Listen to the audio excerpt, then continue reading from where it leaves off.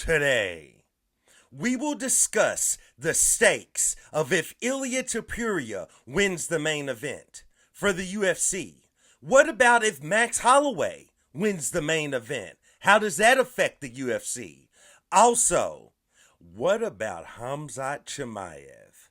Assuming he can set foot in the octagon on Saturday, assuming he makes it, what are the stakes if he wins for the UFC? And what are the stakes for Robert the Reaper Whittaker? All of this and more on today's episode of Matter of Fact MMA. What's up? What's happening? Let's go. What's up, guys? We right back at it. We right back with it. It's your boy Matt here with Michael Myers. And we are going to get into the stakes for the main and co-main event of UFC 308 and point blank period, why this is a win-win, win-win, win-win, add another win and a couple more for the UFC. Let's start out with the main event. Ilia Topuria steps in the octagon to try and defend his featherweight championship against Max Bless Holloway. As I check my notes on this, you know, here's the thing. When you're talking about Max Holloway, let's talk about Max Holloway real fast. You know what I'm saying? Let's hop on the Blessed Express. Max Holloway is what I would call a beloved fighter. You know what I'm saying? He's similar to a Jose Aldo. Max is a likable guy. He's a family guy. You know what I'm saying? He's a streamer. You know what I mean? He's been around forever. He started out young, so you kind of forget that he's still young in age. He's only like 30 or 31, but he's been around forever. And he's kind of crossed over, you know, from the old guard to the new guard of UFC fighters. This is a fighter that he's already been a featherweight champion. He was already an interim featherweight champion. He's fought for an interim 155-pound championship. He's also the BMF champion. You know what I'm saying? This guy's been around. And when you're looking at this, he's definitely a Hall of Famer. Point blank period. So if he goes out there and he defeats Ilia Topuria, what more can you say? He had he would go down in history as having the longest gap between holding a championship. You know what I'm saying? At least in the men's weight class, or in the men's division, I should say.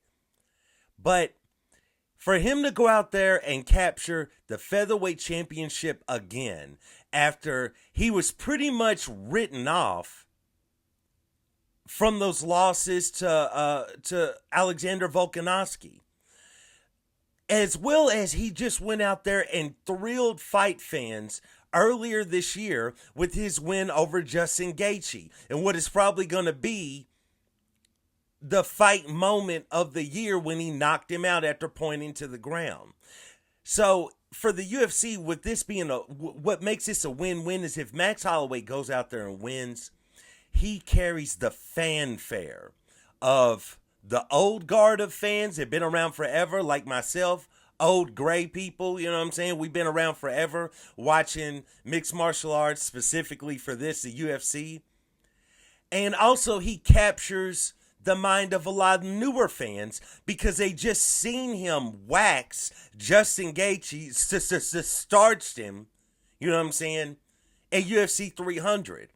And that was a huge pay-per-view, and a lot of people were watching. So anybody that wasn't familiar with Max Holloway, because they're newer fans, after they saw him wax Justin Gaethje, if they go out here and see him beat Ilia Topuria, he's a made man, and he'll be able to print money for the UFC.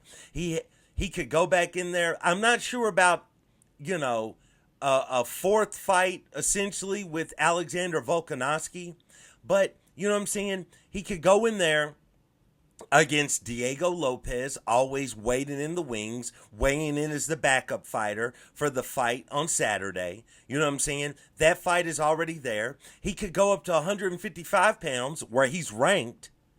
Might be able to parlay a championship fight eventually after another win, or at 155, if dude wants to cut down, if he'll ever set foot in the octagon again, Conor McGregor. A fight that these two guys have been chirping at, have been tweeting about, been just digging into a little bit for like the last 6 years. You know what I'm saying? Even though Conor's already got a win over Max, it was at featherweight and it was a young Max. It was a long time ago. So Max Holloway's a made man. You know what I'm saying? If he captures that featherweight championship, that's a win for the UFC.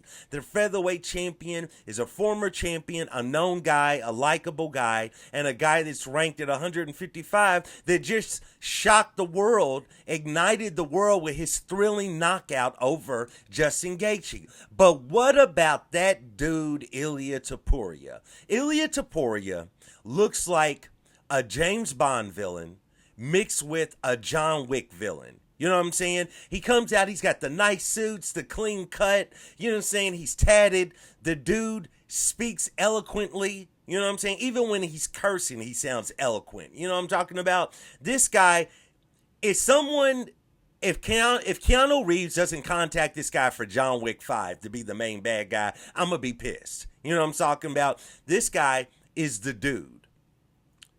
You also got to look at, so if he goes out there, you want to talk about a win-win.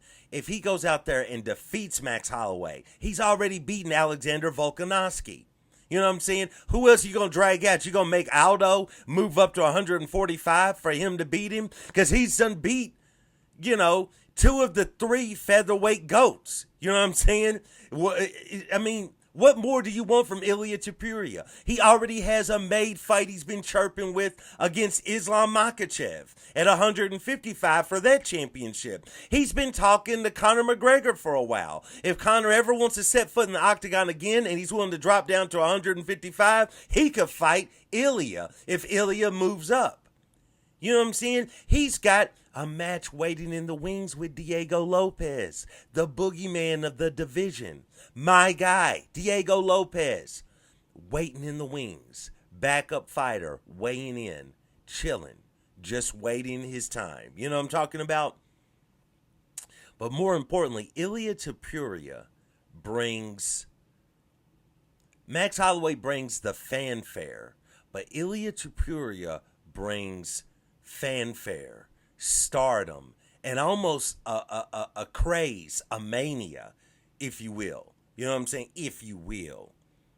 This guy, after winning the championship, was featured before the kickoff at a Real Madrid soccer game. Now, you got to understand, if you follow soccer, if you've ever heard of Real Madrid, this don't happen for anybody. There is nothing bigger in that region of the world than soccer and Real Madrid. You know what I'm saying? There are so many prominent fighters in mixed martial arts that you could say their name to really, really hardcore soccer fans and they'd be like, who is that? You know what I'm saying? Who you talking about? They wouldn't even know. This man, because he's a humongous Real Madrid fan, of course, the connection to Spain, this man got to be featured prior to the kickoff of one of their major games just 8 months ago. This guy is a star. You know what I'm saying? For every place he might get booed, he's getting cheered 10 more places, 10 times over in other parts of the world. This guy has that Conor McGregor aura to him. You know what I'm saying? He's just coming in. He's talking crazy to fighters. He could care less. He's disrespectful, but he's eloquent with it. You know what I'm saying? Like a young, early Conor before this new King of Snow Conor. I said Snonner, Conor. But he could be called Snonner the way he likes to skeety slopes. Nevertheless, though, bro, if Ilia Topuria goes out there and he defends the championship, he's a made man, and the UFC they can print money anywhere they want to go in the world. And Dana White made it clear at the UFC 308 press conference that a card in Spain is coming probably next year in 2025. Made man, this is a win-win for the UFC, whichever one of these guys wins. And very similar is Robert Whittaker versus Khamzat Chimaev. Robert Whittaker, a beloved fighter. This man has already been the the middleweight champion. You look at his list of fighters. He's fought Yoel Romero, Paulo Acosta. He's fought Izzy, even though it was a loss. He's fought Izzy twice. You know what I'm saying? This guy, he's beaten numerous guys in middleweight. He's a much similar to Max Holloway, family man, a beloved fighter. You know what I'm saying? Nice guy, a streamer, never really gets crossed with hardly anybody. Future Hall of Famer. Same thing with Khamzat Chimaev as Ilia Topuria. Not quite on that level, though, as far as fanfare stardom, because Khamzat's biggest problem is his health. And the fact that he can never make it in the octagon for the original scheduled date of a fight. They got to cancel it. They got to push it back. They got to move it to next year. If he can conquer whatever is going on with his health, this man could be a humongous star for the UFC. He could open a lot of doors, you know what I'm saying, in the Middle East with the fanfare that he garners. But first and foremost for him, unlike the other three men I've named, he not only has to beat Robert Whittaker, but he has to show in his upcoming fights that he can make it to the octagon on time on the scheduled date. He seemed like he barely made weight for this fight with Robert Whittaker. He weighed in 186 pounds, but he cut it to the limit. You know what I'm saying? He cut it to the limit. He wasn't one of the first guys on the scale. He was the last. You know what I'm saying? So he's got to really fix whatever's going on with him physically. But if he could, what a win-win for the UFC. They get a beloved fighter like Robert Whittaker, or they get Khamzat Chimaev, the Wolf, the man that could literally capture all the fanfare that they want in the Middle East. Whatever Islam hasn't captured, Khamzat can. So this is going to be a very interesting two fights at UFC 308. Can't wait to see who's going to win. Can't wait to see what the fallout is going to be from the winner. So we will check it out. Just wanted to stop in, drop a few little gems for y'all, a couple of bars. Just wanted to stop in, drop that on y'all. Please like, subscribe, comment. Let me know what you think about the main event and the co-main event, who you got winning both of those fights. And I do want to thank you for joining me for another episode of Matter of Fact MMA. And I'll check you next time. Peace.